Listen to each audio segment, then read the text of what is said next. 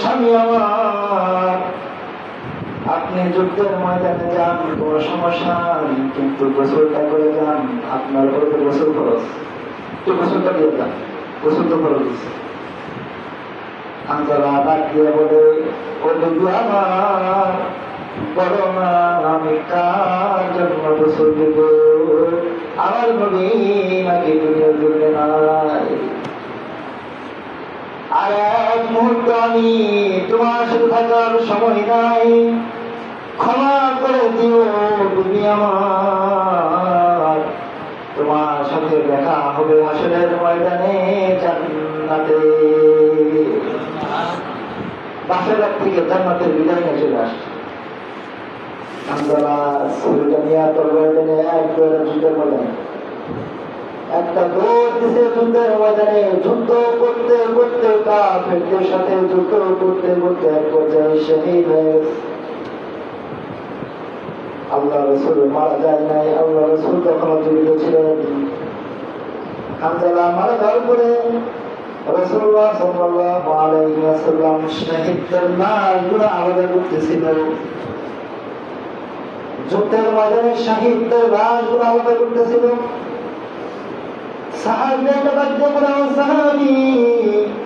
যারা শহীদ হয়ে গেছে লাশগুলো আলাদা করো, গুনাহ গোসল খবর দিয়ে দাও। কারণ শহীদ যারা হয় আল্লাহ রাস্তায় যুদ্ধের ময়দানে যারা রক্ত ঝরাইল তাদের গোসল দিও না।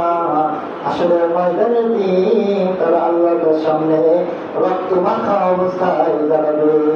যারা শহীদ হয়, যারা শহীদ হয় তাদের গোসল দিতে হয় না, তাদেরকে বিনা গোসল করে দিতে হয়, রক্ত মাখা অবস্থায় কবর দিতে হয়। আসলে ময়দানের দিন আল্লাহর সামনে রক্ত মাখা হাত কাটা মাথা কাটা দিয়ে আল্লাহ সামনে দাঁড়াবে, ও আল্লাহ আপনার জন্য শহীদ হয়েছে। আল্লাহ বলবেন বিনা হিসাব জান্নাত দিয়ে দাও, কোন হিসাব নাই।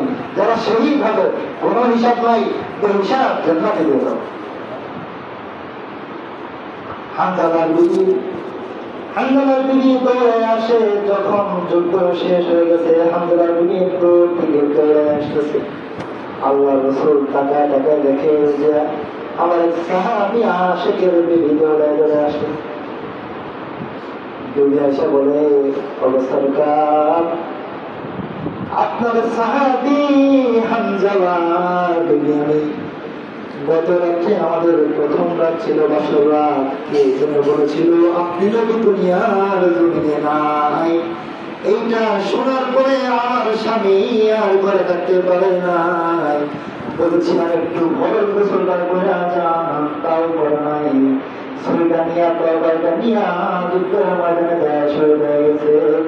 দেখেন তো আমার স্বামীর লাশটা আছে, আমার স্বামীর দেখেন আছে জীবিতের মধ্যে, হানজালা নাই। কবিতা বাস করতেন হানজালা জীবিতের মধ্যে নাই। হানজালার লাশ তালাশ করার জন্য সাহায্য করলেন, হানজালার লাশের আমরা সবাই খুঁজে একটা একটা করে লাশ আলাদা করে, কিন্তু হানজালার লাশ কোথাও পাওয়া যায় না। হানজালার লাশ পাওয়া গেছে, অনেকের মাথা কাটা, অনেকের হাত কাটা, অনেকের পেট কাটা, পা কাটা, এক একজন একে করে শহীদ হয়ে পড়ে আছে। তো সবার লাশ খুঁজে, কিন্তু হানজালার লাশ খুঁজে পায় না। কোথায় গেল হানজালার লাশ?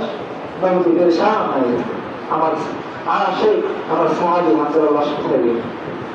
এমন সময় ফেরেশতাদের সরদার জিবরাইল নবীর কাছে এসে বলে, হবে সরকার আলম, হবে সরকার পেরেশান হবেন না, পেরেশান হবেন না।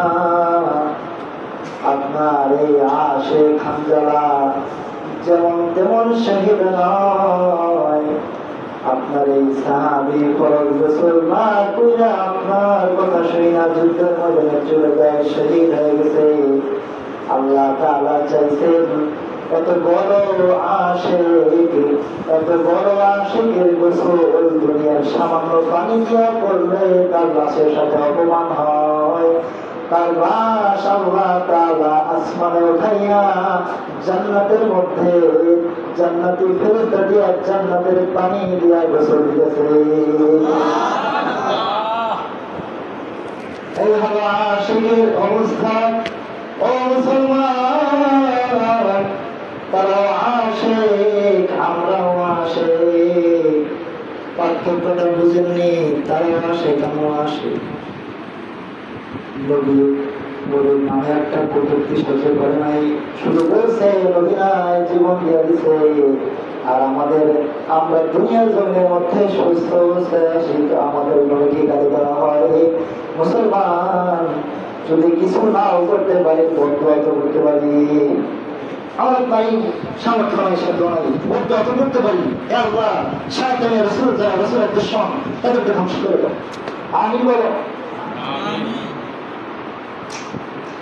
হানজালার বিবিকে আপনার সরকার নবী সাল্লাল্লাহু আলাইহি ওয়াসাল্লাম বলেন না, সাল্লাল্লাহু আলাইহি ওয়াসাল্লাম বিবিকে সান্ত্বনা দেয়। সান্ত্বনা দিয়ে বলে, ও হানজালার বিবি, দুনিয়ার জমিনে প্রথম রাত্রিতে স্বামীকে হারাইছো, পরেশান হইও না, পরেশান হইও না। আমি তো দেখতেছি তোমার জন্য আর তোমার স্বামীর জন্য আল্লাহ জান্নাতে ঘর বানায় রাখছে। শুধু হানজালার বিবিকে সান্ত্বনা দিয়েছেন তাই নয়, বলে অনেকের সন্তান নাই, অনেকের সন্তান হারাই গেছে। তোর বাবাকে বলে, আপনি আপনার সন্তানের সাথে জান্নাতে দেখা করবেন, দুনিয়ার দরকার নাই। অনেকের মা হারাইছে, বোন হারাইছে, দুঃখী হারাইছে, বাচ্চা হারাইছে, যার যেটা হারাইছে আত্মীয় স্বজনকে ডাকতে বলে, এখানে আর দেখা হবে না, দেখা হবে না। ও মুসলমান, এই জন্যই যারা ছোট্ট অবস্থায় মারা যায়, যাদের সন্তান ছোট্ট অবস্থায় মারা যায়, বালের হওয়ার আগে মারা যায়, তাদের কপাল বড় ভালো। কারণ হাদিসের মধ্যে আছে, রাসূলুল্লাহ সাল্লাল্লাহু আলাইহি ওয়াসাল্লাম বলেন, যারা ছোট্ট অবস্থায়, শিশু অবস্থায়, নাবালেগ অবস্থায় মারা যায়, যার সন্তান দুনিয়া থেকে চলে যায়, তারা তো 2 জান্নাতে বলে। হাসরের কঠিন ময়দানে যদিও তার মা বাবার জাহান্নামের ফয়সালা হয়, ওই যে নাবালেগ জান্নাতে একটা শিশু দিয়ে মারা গেছে, তো সন্তান আল্লাহকে ডাকতে বলবে, আল্লাহ দুনিয়ার জমিনে মা বাবার আদর দাও না, তুমি তো তোমার কাছে নিয়েছো আল্লাহ, এখন যদি তুমি আমার মা বাবাকে আমার সাথে না দাও, আমি জান্নাতে যাব না।